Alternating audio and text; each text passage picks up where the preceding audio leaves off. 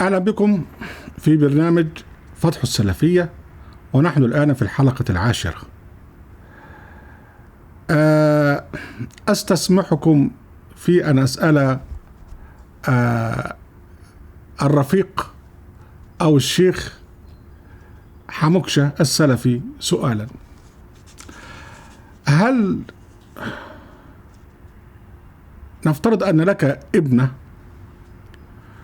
وأعجبها شاب وهي أعجبته، فعاشا مع بعضهما 3 ليال، ذاقا فيها الجنس كما يشاءان، ثم بعدها أراد أن يفترقا أو أراد أن يستمر، هل ترضى لابنتك هذا؟ طبعا هو لا يرضى ونحن لا نرضى له، لكن الشيخ حموكشة السلفي إذا واجهناه بحديث في البخاري يزعم فيه كذبا أن رسول الله جعل ذلك تشريعا، شرع الزنا، فماذا سيكون موقف الشيخ حموكشة؟ طبعا هيقول هاع. على أي حال، هنا من ضمن ملامح الشخصية الكاذبة التي يرسمها البخاري للنبي محمد عليه الصلاة والسلام أنه ليس فقط مجنون بالجنس، ولكنه أيضا يبيح ويشرع الزنا للناس. الحديث هنا ونحن في الجزء 7 صفحة 16 يقول: وقال ابن أبي ذئب حدثني إياس بن ابن سلمة بن الأكوع عن أبيه عن رسول الله صلى الله عليه وسلم قال: أيما رجل وامرأة توافقا فعشرة ما بينهما 3 ليال، فإن أحب أن يتزايد أو يتتارك تتارك. وبعدين بيقول لك: فما أدري أشيء كان لنا خاصة أم للناس عامة، إلى آخره. قال عبد الله مش عارف إيه إنه منسوخ. هنا الحرفة بتاعت البخاري في الكذب. أولا نمسك الحديث وبقول لك أيما رجل وامرأة، نمسك أيما يعني يجعل ذلك حكما عاما ساريا فوق الزمان والمكان على أيما رجل وامرأة، راجل وواحدة ست توافق يعني حصل بينهم وفاء، يعني حبوا بعض أو رغبوا في بعض، في رغبة جنسية بين الاتنين.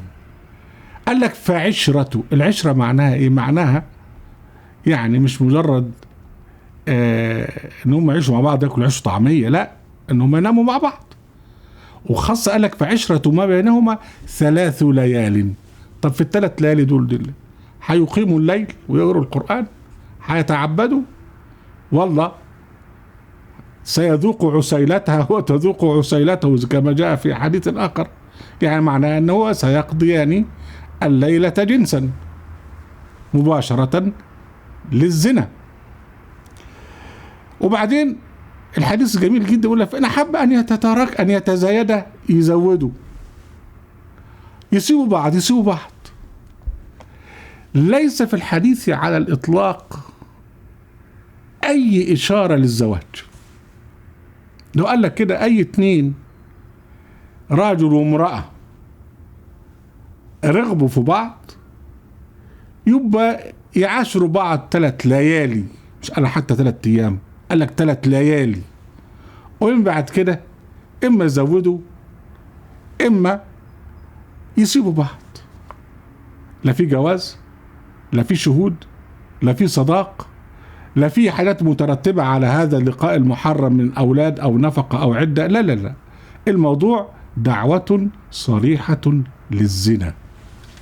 وبعدين البخاري بقى لو سابها كده الناس يعني الناس هتقول لك ده معقول الكلام ده؟ معقول النبي يقول الكلام ده؟ الراجل ده كان حريف في الشر فظيع. فبعد كده قال لك فما أدري يا كبدي مش عارف أشيء كان لنا خاصة أم للناس عامة. الله، أنت بتضحك على مين يا عم الشيخ؟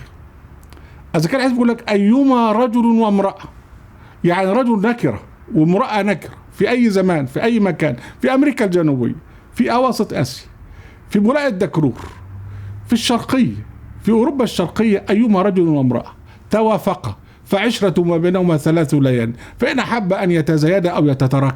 الكلام كلام عام وللجميع، ودعوة بالزنا فوق الزمان والمكان، وتشريع بالزنا ينسبه البخاري عدو الله ورسوله إلى خاتم النبيين. فإزاي تقول لي بقى فما أدري أشيء كان لنا خاصة أم للناس عام؟ ومن بعد كده بقى برضو عشان خاطر يعني يضيف لها بعض التحابيش يقول لك قال أبو عبد الله وبينه علي عن النبي قال أنه منسوخ. يعني معناه أن النبي قال الكلام ده وبعدين رجع فيه. طيب ساب كلمة منسوخ ديت كان نشرحها، لكن لا، هو المقصد من هذا أنه ذلك البخاري عدو الله ورسوله ينسب للنبي أنه قال تشريعا يبيح به الزنا لكل رجل وامرأة. هذا ما أراده البخاري. نلتقي بكم بعد الفاصل.